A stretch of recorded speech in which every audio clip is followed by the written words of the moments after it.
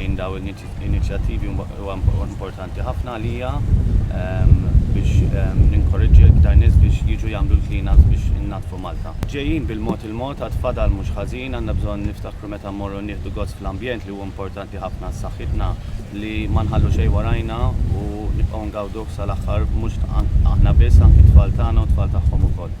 Ex qal Nila Ġus meta attenda l-attività oħra ta' tindif organizzata mill-MZPN u minn Team Start f'Marsa Skala, blan li jinġabar l-iskart li ċerti nies ħallew warajhom. Għal din l-attività attendew ukoll għad-sabiħ ta' żgħażagħ, fost kuxjenza dejjem tikber dwar l-importanza ta' ambjent aktar nadif u aktar san biex ingawdu minnu aħna il-koll.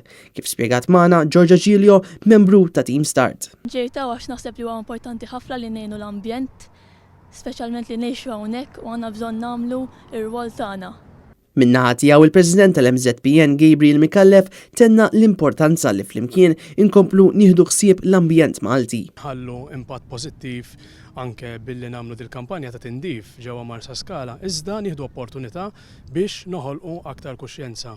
U kollaborajna wkoll mal-kampanja Double the Wave flimkien ma' l-awwim li kiser riċentament ir-rekord Nila Ġus biex bekk ninaqdu mal-kampanja nobli li qed jagħmel brisq l-ambjent f'Malta u mhux hekk biss iżda nħeġġu aktar nies ikunu aktar konxi tal-ftit differenza li kulħadd jista' jagħmel biex nieħdu ħsieb l-ambjent tagħna.